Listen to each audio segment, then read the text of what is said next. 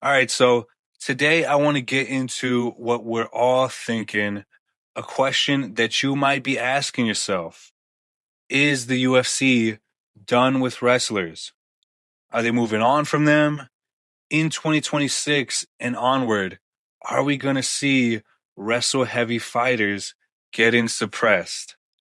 I think there's a lot for me to get into with this, but before I do, please sub to the channel, help us grow this year, and give this video a like. If you just did that, thank you so much. I do appreciate it. Now let's go.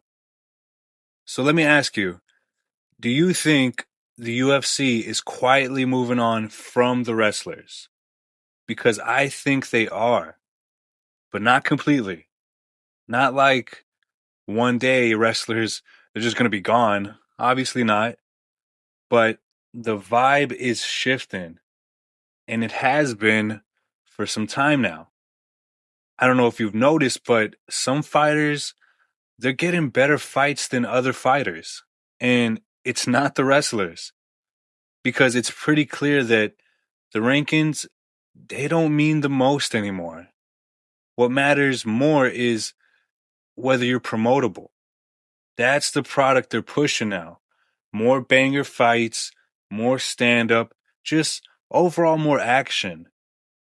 And if you got more going for you, like you're good on the mic and, things like that, then that's even better. But what can, quote, wrestlers, what can they do to keep their place in the UFC and not have to worry about being cut or being re-signed?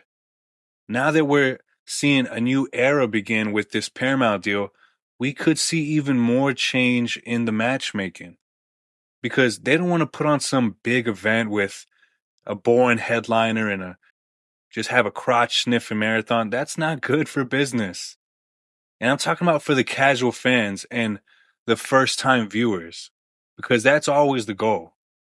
Get new fans in here. Now, for someone like myself who can watch the ground game and actually understand what's going on, I watch Islam versus JDM and go, damn, that was impressive. To do that to a world champion, that was greatness. But for the first time viewers, they don't know what's going on. They don't know who's winning. The hot topic right now is always put the best versus the best. So even though that was the best versus the best, it doesn't always mean you're going to get some banger of a fight. Sometimes you get a boring fight. So now it's champion versus best promotable fighter. It's about matchups that we know for sure will deliver that crowd pleaser. That's how the UFC is leaning more into the entertainment side of matchmaking.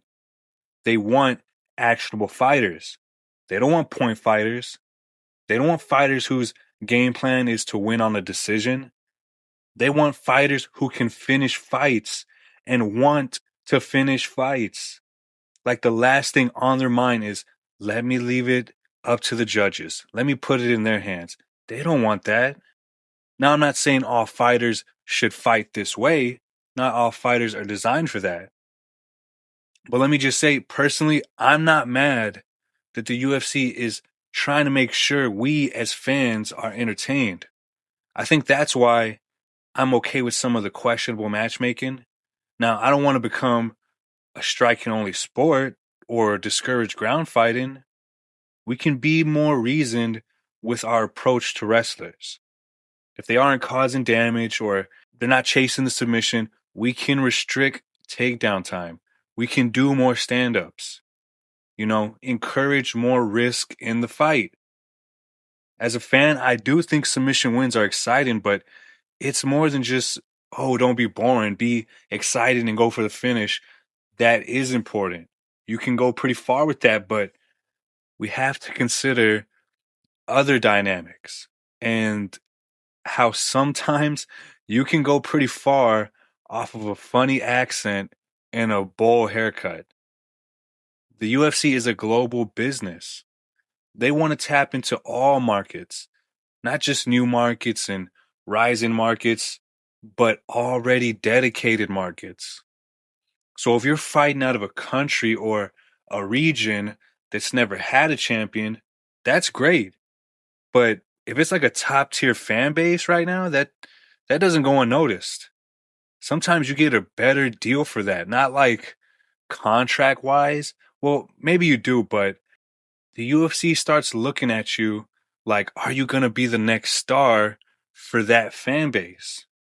But on the flip side of things, if you got one region, this one country dominating the sport, but maybe they don't watch it unless it's their guy fighting, then that becomes a problem. That's something the UFC thinks about too. Maybe that's why we're seeing some of these guys get cut, even though you're winning fights, you just don't stand out. It could be your fight inside the cage, or it could be your personality. That makes the UFC move on from you. That's why the Khabibs and Islams of the world, that's why they learn English. Because they knew it would create more opportunities and connect with the fans. This guy, number one bullshit. Send him 2 or 3 years, Dagestan, and forget. These moments, they were so original, and fans ate it up. I think Khabib said he doesn't like his guys doing interviews unless they have good English because he knows it matters for stardom and money. You see them trying to get Chonko right now because it's not about just winning anymore. It's about what is your potential to be a star. And let me give you a couple of examples. And I'll be honest with this first one. I'm not against Volk versus Diego too. And yes, I am biased. I am a Diego fan. But I also say it should be Lerone fighting Volk. I do agree with that. But Volk versus Diego, you got two powerhouse fan bases. You got two fighters that love to strike and can push the pace. End of the day, I just want to see a good, violent fight. This fight is the type of fight the UFC is looking for. Both fighters from the most dedicated markets. They can put on a good fight, give good moments, and give stars more star power. Or if they aren't a star already, they will be. And that kind of moves me to my next point. Can you connect with the English only audience? Volk checks that box. Now, Diego, well, he's getting better at it. But you don't have to be super fluent in English, especially if your style is exciting. And you're not some stale personality either. Authenticity and personality, those score the most points. Diego checks those boxes for sure. And the other example I wanted to use, Carlos Prates. Carlos Prates feels like he is who he is. He smokes cigarettes and knocks people out. That's pretty fucking cool. I don't care what you gotta say.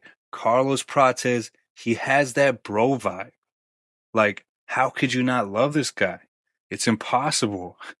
Maybe if he fucks up your favorite fighter, but that's the thing. He's not trying to be your favorite fighter either. He just is.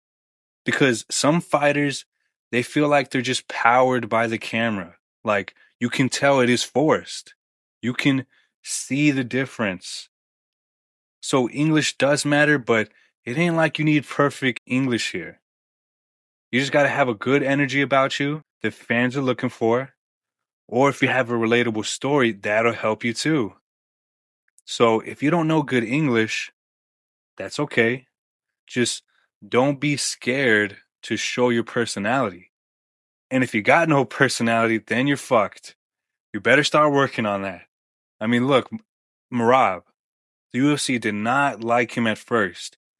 Even though he was winning, the UFC did not see how he could become a star.